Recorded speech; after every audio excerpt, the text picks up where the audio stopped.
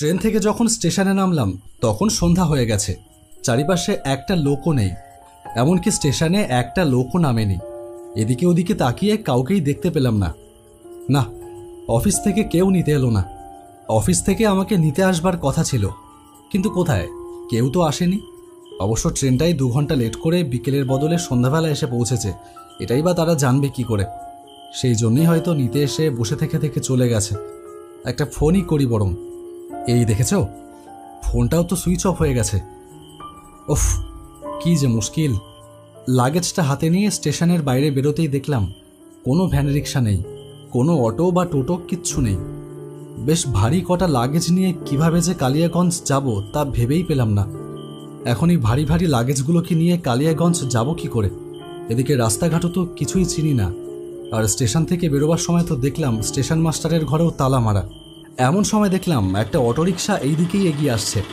Autorickshaw চালক আমার সামনে এসে দাঁড়িয়ে আমাকে জিজ্ঞেস করলো, বাবু, আপনাকে এখানে নতুন মনে হচ্ছে, তা কোথায় যাবেন? আমি এতক্ষণে যেন একটু স্বস্তির নিঃশ্বাস নিলাম। আমি কালিয়াগঞ্জ গ্রামে যাব, তাড়াতাড়ি চলো। কালিয়াগঞ্জের নাম শুনেই অটোরিকশা চালকটার চোখে মুখে যেন ভয় ফুটে উঠল। কাঁপা কাঁপা গলায় আমাকে জিজ্ঞেস করলো, আজকের দিনে সন্ধেবেলায় আপনি কালিয়াগঞ্জে যাবেন কেন? আমি তার কথায় একটু অবাকই হলাম। বললাম, আসলে আমি কালিয়াগঞ্জ গ্রামের কৃষি বিভাগের সুপারভাইজার পদে বদলি হয়ে এসেছি। আমাকে নিতে অফিস থেকে আসার কথা ছিল, ট্রেনটা লেট করেছে আর আমার মোবাইল ফোনটাও বন্ধ, তাই হয়তো যোগাযোগ করতে না পেরে চলে গেছে। আপনার অফিসের লোকেরা হয়তো সন্ধে হওয়ার আগেই চলে গেছে, আর যাওয়াটাই স্বাভাবিক। কালিয়াগঞ্জের কোনো মানুষ আজকে সন্ধ্যার পর বাড়ির বাইরে বেরোয় না। প্রাণের ভয় তো সকলেরই আছে। আচ্ছা, কি ব্যাপার বলুন তো? আমি খেয়াল করছি কালিয়াগঞ্জের নাম শোনা মাত্রই আপনি কেমন ভয় পেয়ে রয়েছেন। আর আজকে এমন কি আছে যে কালিয়াগঞ্জ গ্রামের কেউ অন্ধকার হলে বাড়ির বাইরে বেরোবে না? রিক্সা চালকটি ভয়ে ভয়ে বলল, আজকে হলো অমাবস্যার রাত, আর প্রতি মাসের অমাবস্যার অন্ধকারে কালিয়াগঞ্জ গ্রামের রেবতীর অতৃপ্ত আত্মা ডাইনি হয়ে ঘুরে বেড়ায়। কাউকে রাতে পেলেই তার ঘাড় মোটকে মুন্ডুটা শরীর থেকে আলাদা করে ফেলে। আজ রাতটা আপনি স্টেশনে বসে কাটিয়ে দিন, কাল সকালে এসে আমি আপনাকে কালিয়াগঞ্জ গ্রামে নিয়ে যাব কোন।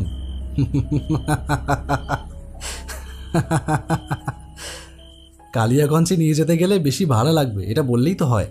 অত সব ভূতের অমাবস্যা রাতের মিথ্যে কথা বলার দরকারটা কি?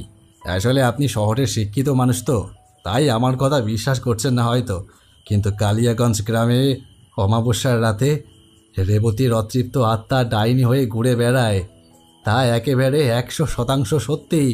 আচ্ছা, তুমি এই 500 টাকা রাখো।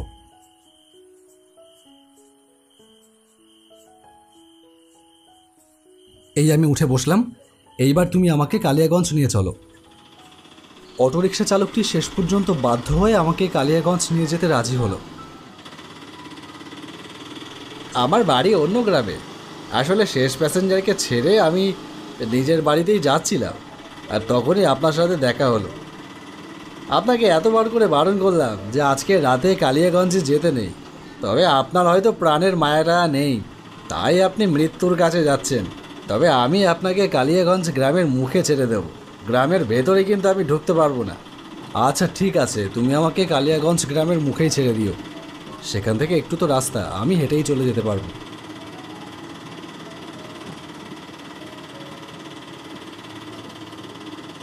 আচ্ছা, তোমাদের ওই রেবতীর অতৃপ্ত আত্মা ডাইনি হয়ে কেবল অমাবস্যার রাতেই ঘুরে বেড়ায় কেন?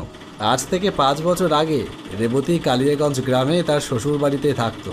কি আর বলবো দাদা, পরপর 2টো মেয়ে সন্তান জন্ম দেওয়ার জন্য শাশুড়ি আর স্বামী মিলে এক অমাবস্যার রাতে রেবতী আর তার ফুটফুটে 2টো মেয়েকে গায়ে আগুন জ্বালিয়ে পুড়িয়ে মারে। ওফ, সে কি মর্মান্তিক ঘটনা! এরপরে রেবতী এক ভয়ঙ্কর ডাইনি রূপে ফিরে এসে শাশুড়ি আর স্বামীকে ঘাড় মোটকে মেরে ফেলে। সবাই ভেবেছিল রেবতী এবার বুঝি মুক্তি পাবে, কিন্তু তা হয়নি। এখনও প্রতি অমাবস্যার রাতে রেবতীর অতৃপ্ত আত্মা এই কালিয়াগঞ্জের গ্রামে ঘুরে বেড়ায়, আর বাড়ির বাইরে কেউ থাকলে তার মৃত্যু অবধারিত। অনেকভাবে রেবতীর অতৃপ্ত আত্মা থেকে এই কালিয়াগঞ্জ মুক্তি পাওয়ার অনেক চেষ্টা করেছে, কিন্তু কিছুতেই কিছু হয়নি। বাকি দিনগুলিতে অনেক রাতে বাড়ির বাইরে থাকলেও কোনো অসুবিধে নেই, তবে শুধু এই অমাবস্যার রাতেই কেউ আর বাড়ির বাইরে থাকে না। থাকলেই অনর্থ ঘটে যায়। হাসবেন না বাবু, হাসবেন না। আমি যা বলছি তা এক বর্ণ মিথ্যে নয়। আর শুধু শুধু আপনাকে মিথ্যে বলে আমার লাভ কি বলুন দেখি। কথায় কথায় কালিয়াগঞ্জ গ্রামের মোড় এসে যায়। আমি অটো থেকে নামতেই অটোওয়ালা রিক্সা নিয়ে হন হন করে চলে গেল। চলে তো এলাম, এবার কোয়ার্টারে যে কিভাবে যাব তাই তো বুঝতে পারছি না। রাস্তায় তো একটা লোকও নেই, এমনকি চায়ের দোকানগুলোও তো বন্ধ হয়ে গেছে। এই কালিয়াগঞ্জ গ্রামের সবাই এত ভীতু। না, এক পা দুপা করে এগিয়েই দেখি, যাই দেখি গ্রামে ঢুকে তো দেখি কাউকে একটা পেলে না হয় জিজ্ঞেস করে নেওয়া যাবে।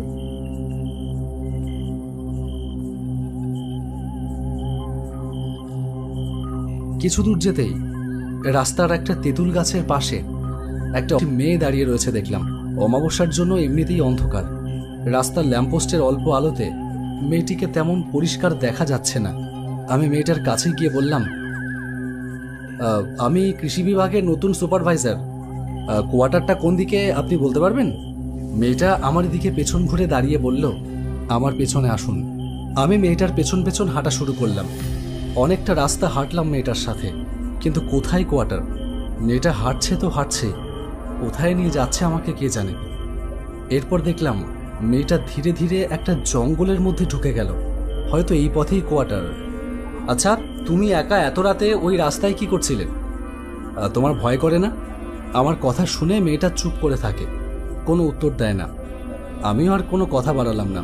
কথা বাড়ালে যদি এই মেয়েটাও আমাকে ওই অটোওয়ালার মতন কোয়ার্টারে নিয়ে যেতে অস্বীকার করে, তাহলে ভারী বিপদ। আরও কিছুটা পথ চলবার পরে আমি দেখলাম মেয়েটা আমাকে নিয়ে একটা শ্মশানে এসেছে। এইবার কিন্তু আমার বেশ ভয় করতে থাকলো। শ্মশানের ঠিক মাঝামাঝি এসে মেয়েটা হঠাৎ দাঁড়িয়ে পড়ে। তুমি তুমি এই শ্মশানের মাঝখানে এসে দাঁড়িয়ে পড়লে কেন? আর আমার কোয়ার্টারটা কত দূর? মেয়েটা এবার ধীরে ধীরে আমার দিকে ঘুরে দাঁড়ালো।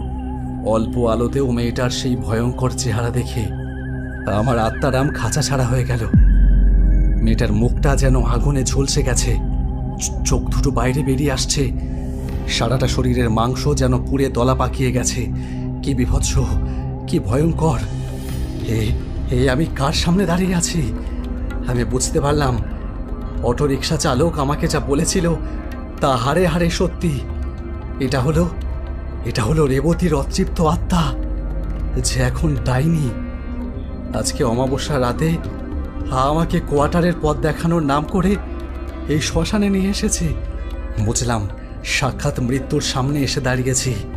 হাতের লাগেজটা ফেলে পেছন ফিরে দৌড়াতে যাব, এমন সময় দেখলাম একটা লম্বা হাত আমার দিকে এগিয়ে আসছে। আমার দিকে এগিয়ে এসে সেই হাতটা আমার গলা চেপে ধরল। আহ আহ আহ কি বিভৎস, কি জোর সেই হাতে! আমার গলা ছিঁড়ে যেতে থাকলো। আমি আমার সবটুকু শক্তি দিয়েও সেই হাত এতটুকু ছাড়াতে পারলাম না।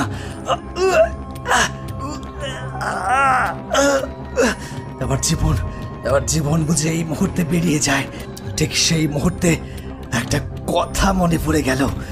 আমার ঠাকুরদা অভয় চক্রবর্তী শহরের দাপুটে পুরোহিত, সারাদিন তন্ত্রমন্ত্র নিয়ে পড়ে থাকে। আচ্ছা বুড়ো, তুমি যে মাঝে মাঝে রাত বিরেতে বিয়ে পড়িয়ে একা একা বাড়ি ফেরো, তা তোমার ভয় করে না? ভয় যদি করবে তাহলে আর আমার নাম অভয় কেন? ভয় আমাকে দেখলে ভয় পায়, বুঝলি? ওরকম মনে হয়। তেমন কোনো ভূতচুতের পাল্লায় পড়নি বোধ হয়। পড়লে তখন আর এত বড় বড় কথা মুখ দিয়ে বেরোবে না, বুঝলে? তোকে কে বলল যে আমি ভূতের খপ্পরে পড়িনি? আর সে যে সে ভূত নয়, সাক্ষাৎ রক্ত পিশাচ। সে কথা মনে পড়লে এখনো আমার গায়ে কাটা দেয়। সত্যি, কি এক রাত ছিল সেটা! কি হয়েছিল? আজ থেকে বছর 10 আগে শহরের বাইরে একটা গ্রাম থেকে রাতের বেলা একটা বিয়ে পড়িয়ে বাড়ি ফিরছিলাম। আমাকে বারবার করে বাড়ির লোকেরা বলে দিয়েছিল আমি যেন সেই রাতে ওখানেই থেকে যাই, কিন্তু রেল লাইনের পাড়ের বাড়ি। ভাবলাম যদি বা থেকেও যাই, ট্রেন যাওয়ার বিকট শব্দে আর মাটির কাঁপুনিতে রাতে ঘুমোতে পারবো না। যারা থাকে তাদের অভ্যেস হয়ে যায়, কিন্তু আমার ঘুম আসবে না কিছুতেই। এদিকে আমার আবার রাতে ঘুম না হলে পরের দিনটা পুরো ম্যাচাকার হয়ে যায়। তাই থাকলাম না, বেরিয়ে পড়লাম। রসুলপুরের কবরখানার নাম তো শুনেই থাকবি। সেই কবরখানার পাশ দিয়ে ছিল আমার বাড়ি আসার রাস্তা। রাত যখন 1:30 বাজে, তখন আমি ওই রাস্তা দিয়ে ফিরছিলাম। হঠাৎ আমার মনে হলো আমার সাইকেলটা যেন একটু এগোচ্ছে না, যেন একই জায়গায় দাঁড়িয়ে দাঁড়িয়ে ঘুরে চলেছে। হঠাৎ অনুভব করলাম আমার চারপাশের বাতাস যেন ভারী হয়ে উঠেছে, যেন ঠান্ডা হয়ে উঠছে। তারপরেই শুনতে পেলাম একটা রক্ত জল করা বিকট অট্টহাসি।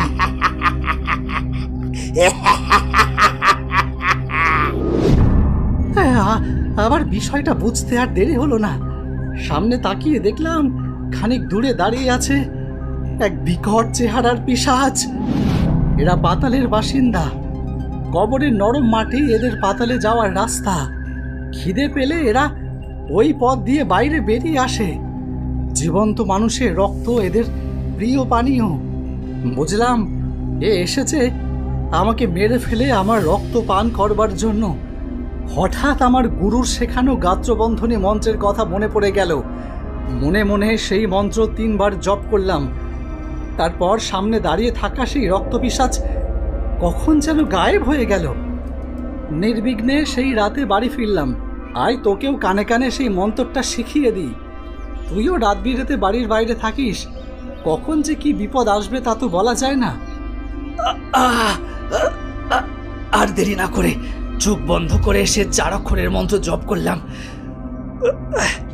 ওং বেতালাশ্চ পিশাচাশ্চ যে বশবস্ত্র ভূতলে মাং রক্ষ সর্বত দেবী অস্মাকং গাত্র বন্ধনম।